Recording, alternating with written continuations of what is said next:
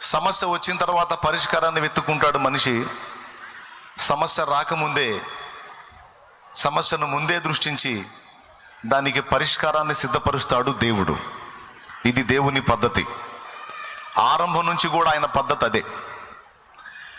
మనకి మానవ సంబంధమైన మనస్సును బట్టి దేవుణ్ణి ఎరిగి కూడా మనం ఒత్తిడికి గురవుతాం. కానీ నిజంగా మనం దేవుణ్ణి సరిగా ఎరిగి ఉంటే సంగతులన్నీ ముందే దేవుడు ముగించాడని తెలుసుకొని పెను తుఫానులో కూడా విశ్రాంతిని అనుభవించగలుగుతాం.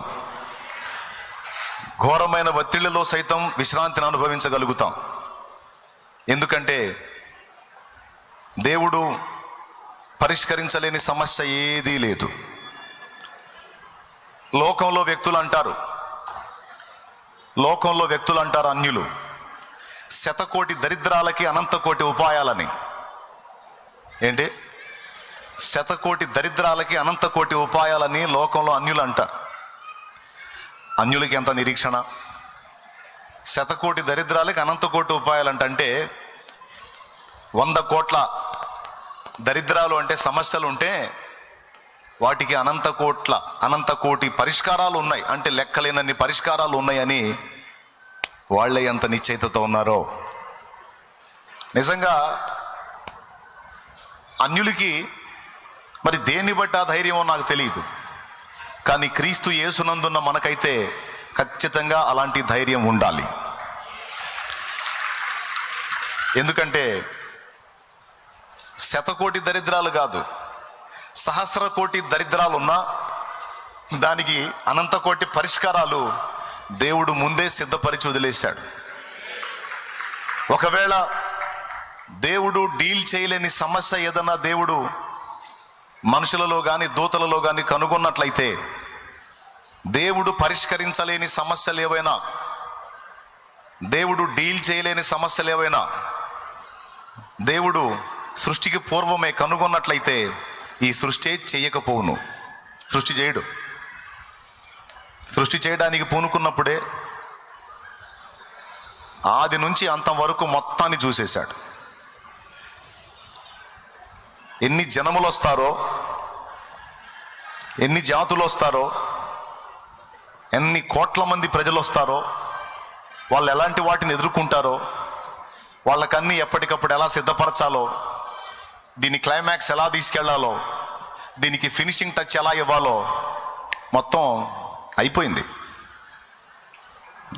గ్రంథం పూర్తయిందంటే అర్థం కాలేదా మీకు? ఈ గ్రంథంలో మానవుని ఆరంభం, మానవుని గమనం, మానవుని భూమి మీద జీవితం ముగింపుతో సహా 3 చెప్పబడ్డ ఈ గ్రంథంలో. బైబిల్ గ్రంథం గొప్పతనం అదే.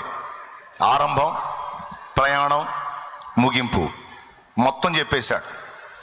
గ్రంథం 66 పుస్తకాల్లో మానవుని సృష్టి, పతనం, తిరిగి దేవుడు మానవుని లేవనెత్తటం, మహిమకు వారసునిగా తీర్చిదిద్దటం, దీంతో ముగింపు. చాలా ఈజీగా అర్థమైపోయింది మనకి. ప్రతిరోజు ఈ గ్రంథాన్ని మనం చూసినప్పుడల్లా దేవుడు మాట్లాడుతున్నాడు. ఏమన్నా తెలుసా? నేను అన్నీ ముగించా, నువ్వు అనవసరంగా ఒత్తిడి గురి కావద్దు అంటున్నాడు దేవుడు. ఏమని? నేను అన్నీ ముగించా, నువ్వు అనవసరంగా ఒత్తిడికి గురవద్దు. నీవు సృష్టింపబడక మునుపే, నువ్వే కాదు అసలు మానవ జాతికి మూల పితరుడు అనేవాడు నిర్మింపబడక మునుపే ఎలాంటి సమస్యలు ఎదుర్కొంటాడో, దానికి పరిష్కారాలు ఎలా ఉంటాయో అన్నీ డిజైన్ చేసి మొత్తం సిద్ధపరిచి లెక్కలన్నీ పూర్తి చేసి కూర్చున్నా అని దేవుడు చెప్పాడు. గ్రంథం చూస్తే సాక్ష్యం మనకు దొరుకుతుంది. 139వ కీర్తనలో మనం చూసినా కూడా 16వ వచనం అనుకుంటాను, ఒకసారి చూడండి. నియమింపబడిన దినములలో ఒకటైనా పూర్తిగాక మునుపే నా దినములన్నీ నీ గ్రంథములో లిఖితములాయను అంటాడు. వచనం చూడు, అదేనా? 139వ కీర్తన 16వ వచనం ఒక్కసారి చూడు. ఉండగా నీ కనులు నన్ను చూచును, నియమింపబడిన దినములలో ఒక్కటైనను కాక మునుపే. అది ఆ మాట గురించి సేవకులు, విశ్వాసులు, పరిచారకులు అన్న భేదం లేకుండా ఇక్కడ కూర్చున్న వాళ్ళందరూ, గ్యాదర్ అయిన వాళ్ళు, లైవ్లో అందుబాటులో ఉన్న వాళ్ళందరూ ఆ మాట మీద దృష్టి పెట్టాలి.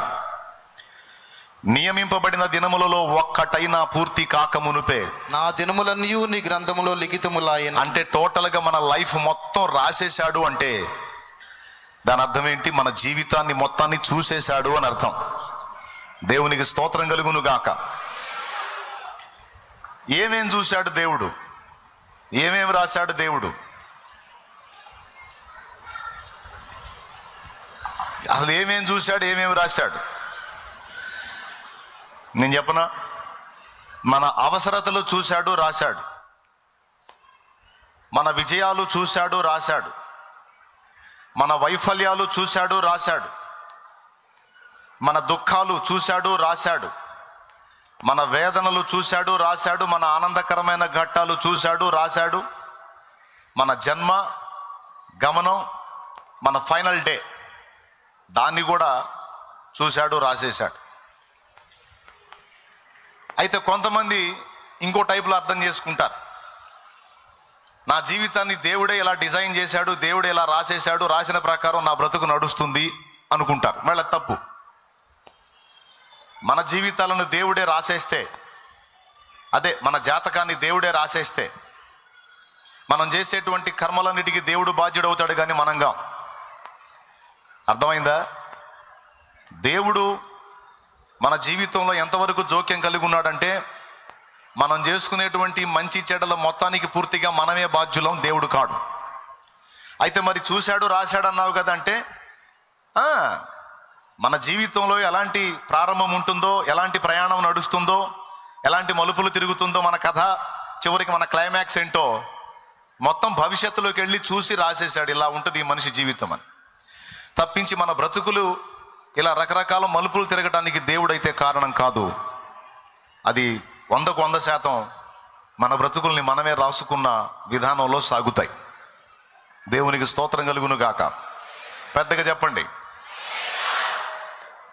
లోకంలో ఉన్న వాళ్ళలో బ్రతుకుతారు, కానీ క్రీస్తునందున్న మనకి, పరిశుద్ధ గ్రంథాన్ని ఎరిగిన మనకి దేవుడు చాలా సుస్పష్టంగా రాశాడు, తెలియజేశాడు. నాడే నన్ను ఎరగని స్థితిలోనే నిన్ను ప్రేమించి ప్రాణం పెట్టాను, ఈరోజు నువ్వు నన్ను ఎరిగి ఉన్నావు, నా రక్తములో కడగబడి ఉన్నావు, పరిశుద్ధపరచబడి ఉన్నావు. ఇక్కడ అదే చెప్పాడు. ఒకని అపరాధమూలమున పాపము, మరణము, తీర్పు అందరికీ సంప్రాప్తమైనవి. ఇలా అవుతాయని ముందే ఎరిగిన దేవుడు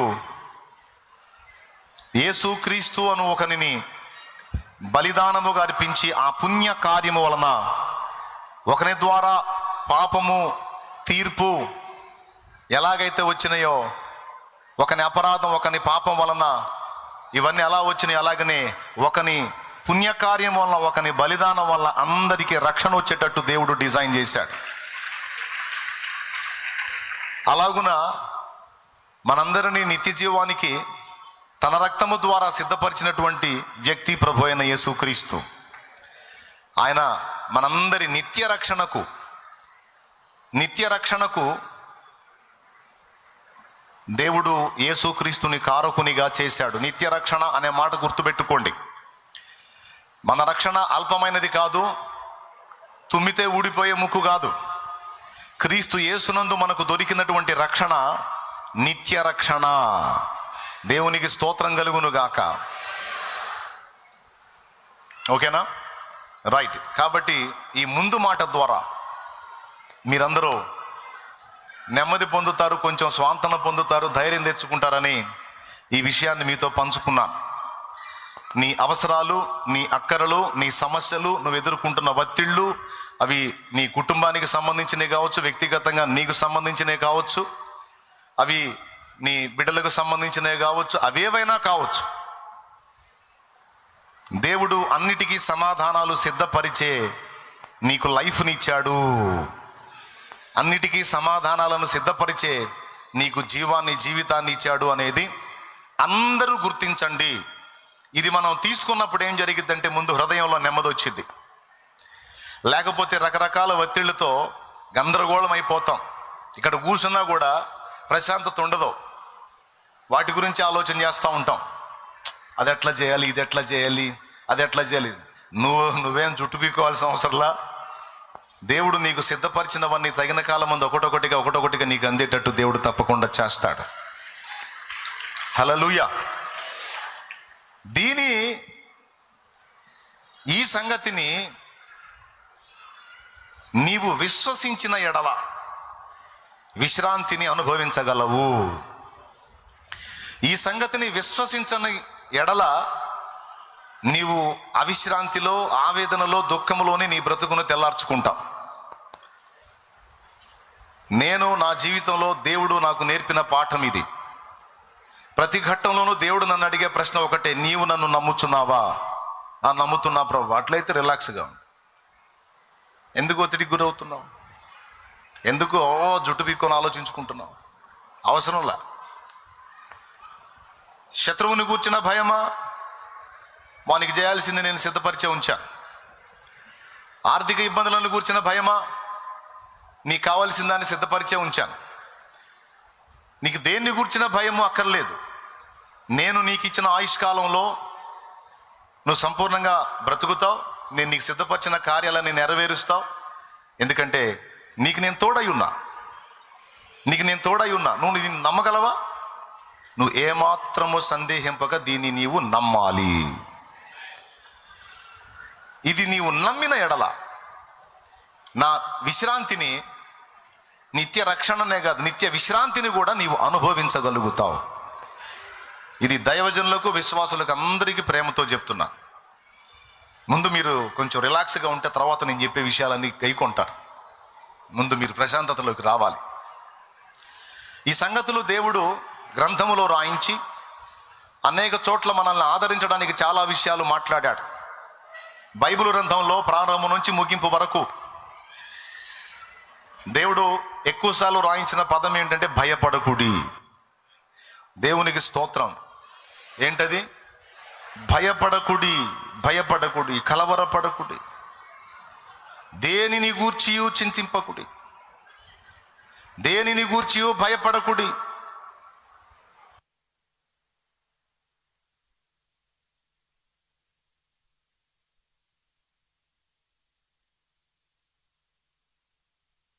ఏంటో తెలుసా? భయపడకుడి. యాయిరు వచ్చాడు కూతురు చనిపోతుందని. ప్రభువా నా ఇంటికి వచ్చి నా బిడ్డను బ్రతికించు అని కోరుకున్నాడు. ప్రభు బయలుదేరాడు. ఇంతలోనే దారిలో ఎదురొచ్చారు పనివారు. యజమానుడా, బోధకునికి శ్రమ పెట్టవద్దు, నీ కుమార్తె చనిపోయినది అంటే యాయిరు ఏడ్చాడు. అప్పుడు ప్రభు పలికిన మాట ఏంటో తెలుసా? భయపడకుము, నమ్మిక మాత్రం ఉంచుము అన్నాడు. ముందు చెప్పిన మాట ఏంటో తెలుసా? భయపడొద్దా. ఇంకేం భయపడికేముంది సార్, నా కూతురు చచ్చిపోయింది. అరే చచ్చిపోయినా బతికించే శక్తి నాకుందే, నేను నమ్ము, ధైర్యంగా ఉండు. చచ్చిపోయినా సరే నేను బతికించి మళ్ళీ నీ బిడ్డని నీకు అప్పగిస్తా కదా. ఈరోజు మనం కోల్పోయినట్టు అవసరం లేదు నాన్న, సౌండ్ వస్తుంది, ప్రశాంతంగా ఉండండి. ఈరోజు మనం కోల్పోయిన వారిని సైతం ఒక్కరిని కూడా మిస్ కాకుండా మొత్తాన్ని దేవుడు తిరిగి మనకు అప్పగించగల సమర్థుడు. గుర్తుపెట్టుకోండి ఈ మాట. ఎందుకంటే మన యొద్ద నుండి దాటిపోయి ఉండొచ్చు, కానీ భూమి మీద నుండి తీయబడిన ప్రతి ఆత్మ దేవుని యొద్ద భద్రపరచబడి ఉంది. మనం పోగొట్టుకున్న మన వాళ్ళ ఆత్మలు సైతం దేవుని దగ్గర భద్రంగా ఉన్నాయి. వాళ్ళ గురించిన కలవరం కూడా మనకు అక్కర్లేదు. జస్ట్ ఊరు మారారంతే. వాళ్ళు ఒక ఊర్లో ఉన్నారు, మనం ఒక ఊర్లో ఉన్నాం. కాకపోతే భూమి మీద ఉన్న ఊర్లకైతే మనం పోయి వస్తాం, వాళ్ళు రాగలుగుతారు, కానీ వాళ్ళు టోటల్ ఈ ప్రపంచమే మారిపోయారు. పరదైసు అనేటువంటి సుందర ప్రదేశానికి వాళ్ళు తీసుకుపోబడ్డారు. అక్కడ విశ్రాంతిలో ఉన్నారు వాళ్ళు.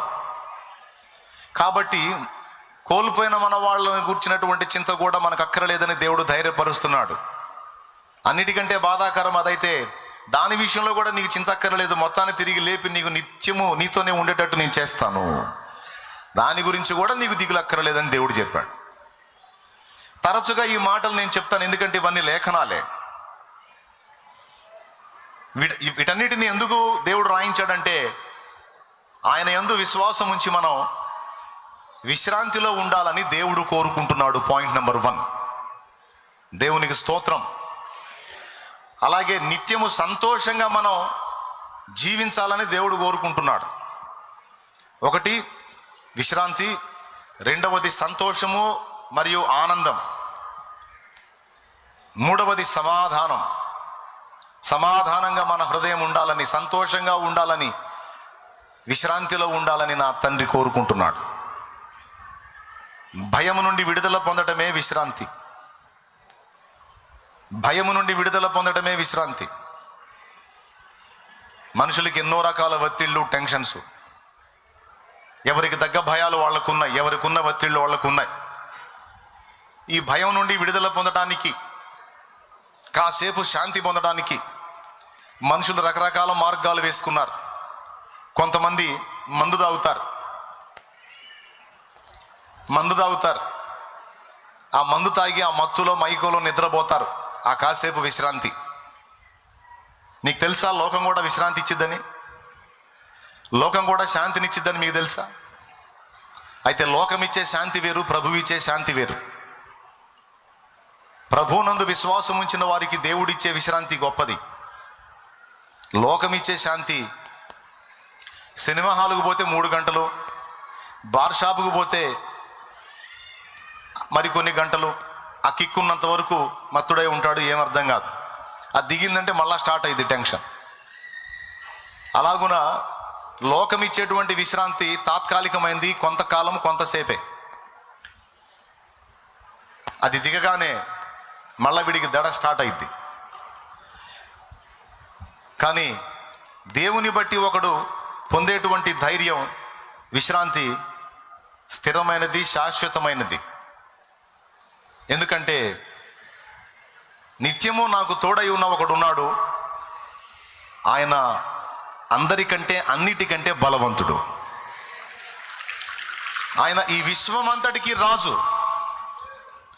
ఆయన నాకు ప్రామిస్ చేశాడు, ఆయన నాకు వాగ్దానం చేశాడు. ఏమనంటే, నేను నీకు నిత్యము తోడై ఉంటాను అని.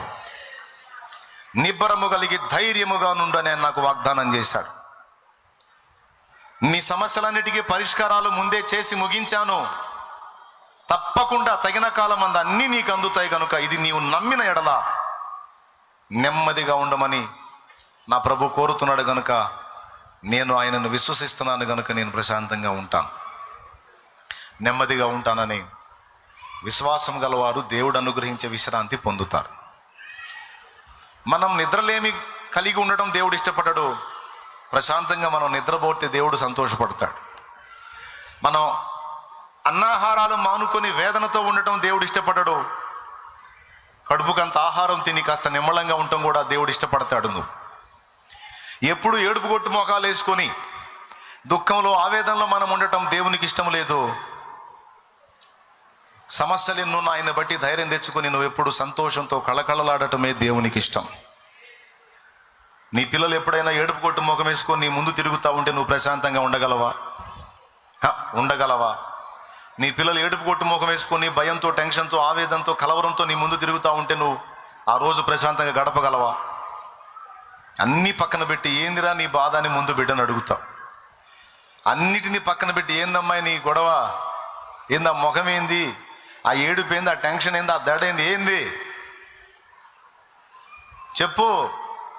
ఏదో ఒకటి అమ్మాయినా వైనం చేద్దాం, ఏంటి సమస్య ఏంటని అడిగి ఆ పరిష్కారం చేసి ఆ కూతురు కొడుకు నెమ్మదిగా ఉంటే అప్పుడు నువ్వు ప్రశాంతంగా ఉంటావు. అలా లేకపోతే వాళ్ళ దడేమో కానీ ముందు నీకు దడ ఎక్కువ అయింది. దేవుడు మన తల్లి కంటే తండ్రి కంటే ఎక్కువ. కాబట్టి మనం ప్రెజర్లో, ఒత్తిళ్లలో, ఆవేదనలో మనం బ్రతుకుతూ ఉంటే దేవుడు చూస్తూ సంతోషించే దేవుడు కాదు.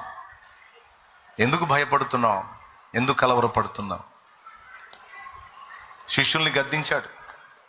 ఫస్ట్ గాలిని, తుఫానును గద్దించాడు, గాలిని, సముద్రాన్ని గద్దించాడు. అది నిమ్మళం అయిపోయింది. తర్వాత శిష్యుల్ని గద్దించాడు. మీరెందుకు భయపడుచున్నారు? మీరింకను నమ్మిక లేక ఉన్నారా అన్నాడు. అంటే ఎవరు భయపడతారు? నమ్మిక లేక ఉన్నవారు భయపడతారు. విశ్వాస విషయంలో కొదువై ఉన్నవాళ్ళు భయపడతారు.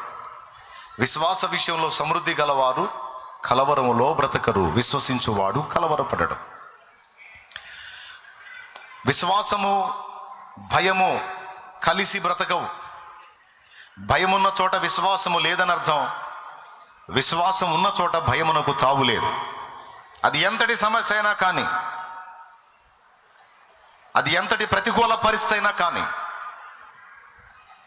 నీ దగ్గర విశ్వాసం ఉంటే భయమునకు తావు లేదు. నువ్వు భయపడుతున్నావు, కలవరపడుతున్నావు అంటే నీలో విశ్వాసము దాని పర్సంటేజ్ తగ్గిపోయింది అని అర్థం. అది కరెక్ట్గా కానీ ఉండే పని అయితే భయము నీ దరి చేరదు. ఎప్పుడు కూడా నీ ముఖం కళకళలాడుతూ ఉంటుంది. దేవుడు అనుగ్రహించేటువంటి విశ్రాంతిని నీవు ప్రాక్టికల్గా అనుభవించగలుగుతావు. హల్లెలూయా. హృదయములో అలాంటి దేవుడు అనుగ్రహించు విశ్రాంతి, సమాధానం, సంతోషాన్ని మనం అనుభవిద్దాం. దేన్ని బట్టి అనుభవించగలం? విశ్వాసాన్ని బట్టి. ఎవరిని విశ్వసించుట ద్వారా? దేవుని విశ్వసించుట ద్వారా. ఇప్పుడు రండి ఒక వచనం చూద్దాం. విశ్వాసానికి దేవుడిచ్చే విలువ ఏంటి చదువుకుందాం. అదే రోమాపత్రిక 4వ అధ్యాయము, అదే రోమాపత్రిక 4వ అధ్యాయము మళ్ళా 17వ వచనం నుంచే చదువుతున్నాను చూడండి.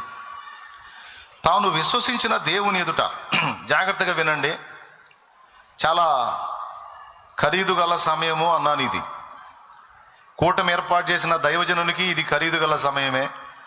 ఎందుకంటే లక్షల రూపాయల ఖర్చు. కూటానికి గ్యాదర్ అయిన మీకు కూడా ఇది ఖరీదు గల సమయమే. మీరు కూడా పెద్ద మొత్తాలు ఖర్చు పెట్టుకొని వచ్చి ఉండొచ్చు, చాలా ప్రయాసపడి వచ్చి ఉండొచ్చు. కాబట్టి ఏముందిలే ఓ కూటానికి వచ్చానని మీరు ఫీల్ అవ్వద్దు. చాలా విలువైన సమయానికి నువ్వు వచ్చావు. నీకు అందిస్తున్న మాటలు కూడా విలువైనవే.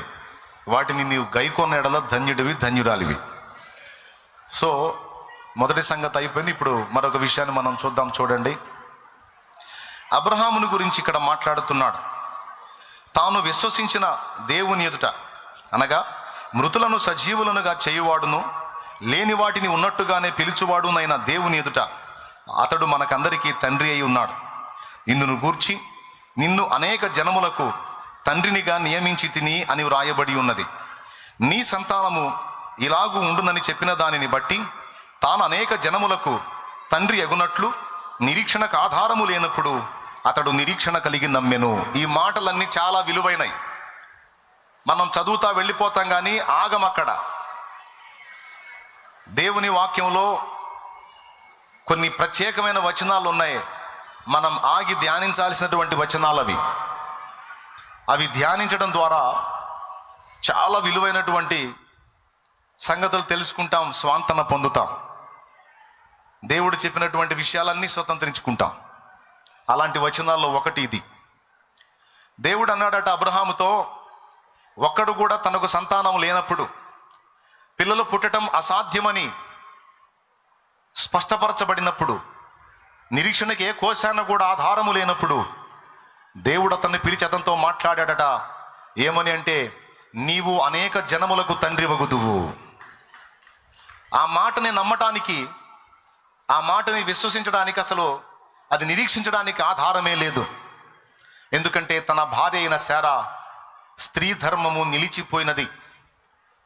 ఆమె శరీరము బిడ్డల్ని ఉత్పత్తి చేయడానికి అనువైన స్థితిలో లేదు. ఇప్పటి సైన్స్ ప్రకారం అయితే ఆమె బిడ్డని కనటం అసంభవం. కానీ దేవుడు చెప్పిన మాటని వాళ్ళు తీసుకున్నారు. ఏమని? నీవు ఒకడికి కాదు అనేక జనములకు తండ్రి అవుతావు, నీ భార్య అయిన శారా జనములకు తల్లి అవుతుంది. ఇది జరుగుతుందన్నాడు. మానవరీత్యా ఇది అసంభవం. కానీ దేవుడు చెప్పాడు కాబట్టి దేవునికి సమస్తము సాధ్యం. కాబట్టి ప్రపంచమంతా ఏకమై ఒక మాట మాట్లాడినా,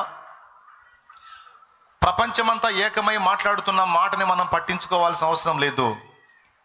దేవుడు ఏం మాట్లాడుతున్నాడో ఆ మాటని మనం దృష్టి పెట్టాలి. ఎందుకంటే దేవుడు తానన్న మాట నెరవేరుస్తాడు, కానీ ప్రపంచము అన్నమాట నెరవేరిద్దనేది మనం ముఖ్యంగా తీసుకోకూడదు. దేవుడు నీకు ఒక వాగ్దానం చేస్తే, దేవుడు నీకు ఒక మాట ఇస్తే, దానికి వ్యతిరేకంగా 1,000,000 మంది గళాలెత్తి అది జరగదు జరగదు జరగదు జరగదన్నా లెక్క చేయొద్దు. ఎందుకంటే నీ చేయి పట్టుకుని నీకు వాగ్దానం ఇచ్చిన వాడు దేవుడు. అసాధ్యాలను సుసాధ్యం చేసే దేవుడు. ఆయనకు అసాధ్యమైనది ఏది లేదు. నీకు ప్రామిస్ చేసింది, వాగ్దానం చేసింది ఆయన. నువ్వు ఆయన మాటనే పట్టుకోవాలి. దానికి వ్యతిరేకంగా కోటి గొంతులు ఏకమై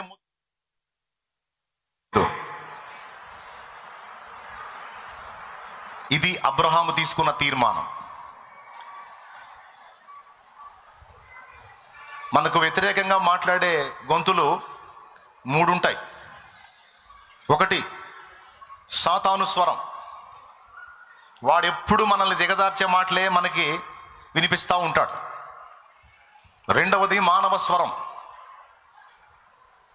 అంటే మనుషులు వాళ్ళ అనుభవాలను బట్టి వాళ్ళు ఏదో సోది చెప్తూ ఉంటారు. సాతానేమో మనల్ని కృంగదీయటానికి వాడు సోది వాడు చెప్తాడు.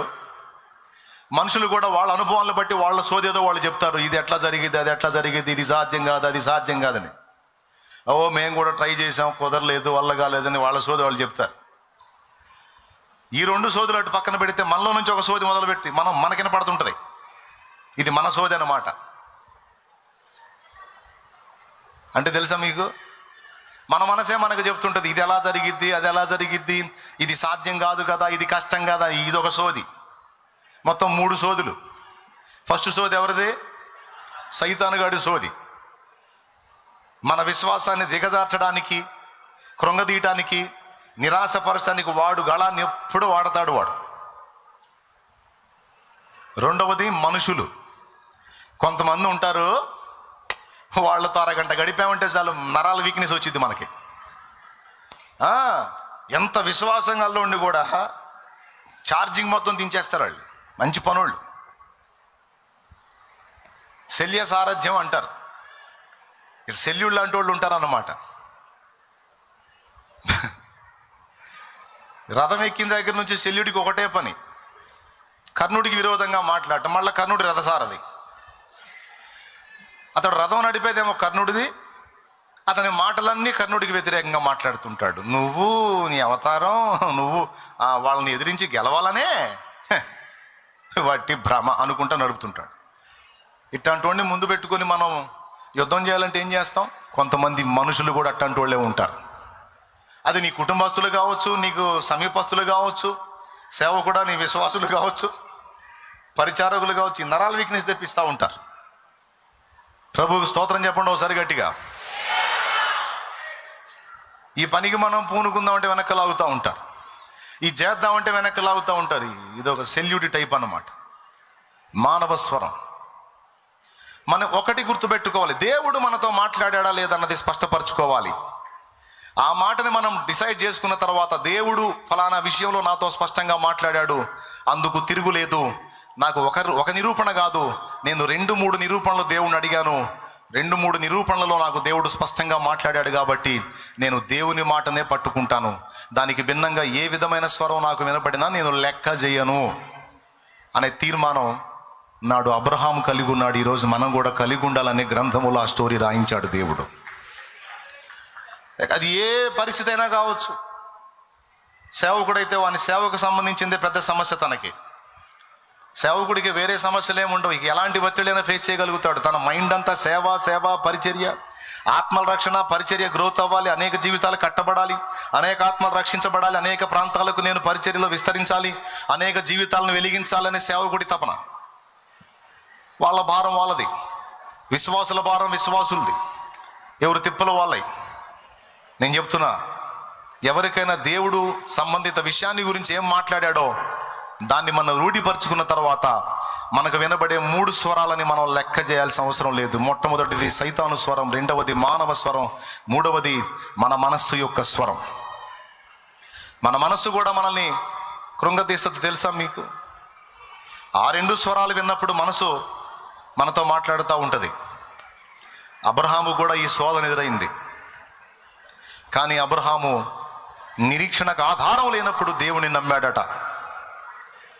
ఏమాత్రం ఛాన్స్ లేదు, కానీ దేవుణ్ణి గట్టిగా నమ్మాడు. ఆ తర్వాత కింద చదివితే ఉంది చూడండి. తాను అనేక జనములకు తండ్రి అగునట్లు నిరీక్షణకు ఆధారము లేనప్పుడు అతడు నిరీక్షణ కలిగి నమ్మాను. మరియు అతడు విశ్వాసమందు బలహీనుడు కాక. నువ్వు శారీరకంగా బలహీనుడు కావచ్చు, బాబు విను, ఇంట్రెస్ట్ ఉంటే రాసుకో. ఆర్థికంగా నువ్వు బలహీనుడు కావచ్చు, శారీరకంగా నువ్వు బలహీనుడు కావచ్చు, బంధు జనావళి నిన్ను వదిలిపెట్టి నిన్ను బలహీనుడిని చేసి ఉండొచ్చు, ఏ పరిస్థితిలోనైనా నీవు బలహీనుడు అయి ఉండొచ్చు. కానీ ఒక్క విషయంలో మాత్రం నీవు బలహీనుడు కాకుండా చూసుకోవాలి. అదేమిటంటే విశ్వాసం. అర్థమైందా? పిల్లల్ని కనడానికి వారు శరీరరీత్యా బలహీనులే కానీ దేవుని విశ్వసించే విషయంలో మాత్రం వాళ్ళు బలవంతులై ఉన్నారు. స్తోత్రం చెప్పు దేవుని గట్టిగా. దేవుని విశ్వసించే విషయంలో వారు బలవంతులై ఉన్నారు. చూడండి,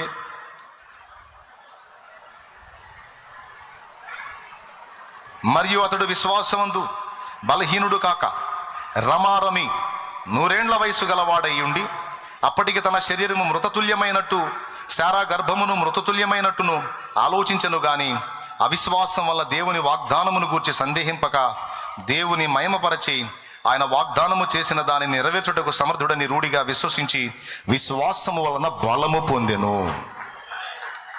ఏం బలం పొందాడు తెలుసా? విశ్వాసం వల్ల ఏం బలం పొందాడు తెలుసా? దేవుడిచ్చిన వాగ్దానాన్ని స్వతంత్రించుకోవటానికి కావలసిన బలం పొందాడు.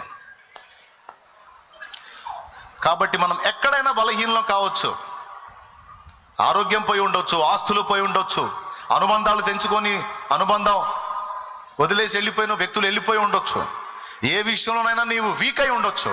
కానీ ఒక్క విషయంలో మాత్రం నువ్వు వీక్ అవ్వద్దు, అది విశ్వాస విషయంలో బలహీనుడవు కావద్దు, బలహీనరాలివి కావద్దు. ఆ విషయంలో నువ్వు బలంగా ఉండు. ఆ విషయంలో నువ్వు బలంగా ఉంటే నీ పరిస్థితులన్నీ నీకు అనుకూలంగా మార్చే దేవుడి కార్యాలు నీలో జరగటానికి, నీ ద్వారా జరగటానికి నీకు బలం వస్తుంది. విశ్వాస విషయంలో వీక్ అయ్యావనుకో, నీ ప్రతికూలతలను ఎదిరించి విజయాలను సాధించే బలం కోల్పోతావు. నీకు ఆ బలం కావాలా? అట్లయితే నువ్వు విశ్వాస విషయంలో బలహీనుడు కావద్దు.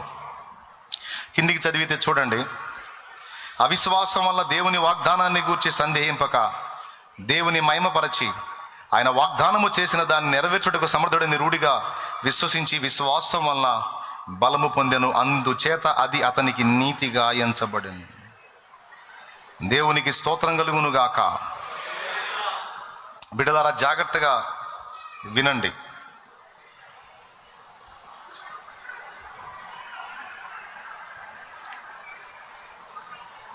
విశ్వాసం వలన అబ్రహాము బలం పొందాడు, శారా కూడా బలం పొందింది. హెబ్రీ పత్రిక 11లో ఉంటుంది.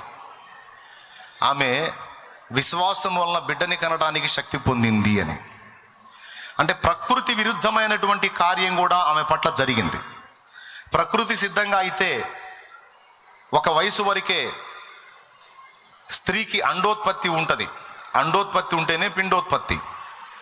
కానీ ప్రకృతి క్రమములో ఆమెకి ఆ స్త్రీ ధర్మం అనేది బ్రేక్ అయిపోయింది. కానీ విశ్వాసం విషయంలో ఆమె వీక్ కాలేదు. దేవుని వాగ్దానాన్ని రూఢిగా నమ్మింది గనుక తన కడుపులో ఒక పిండం ఏర్పడటానికి అనువైనటువంటి పరిస్థితులు లేకపోయినా అవి దేవుడు రూపించగలడని విశ్వసించినందున అలాంటి శక్తి పొంది ఇస్సాకు అనేటువంటి కుమారుడికి జన్మనిచ్చింది.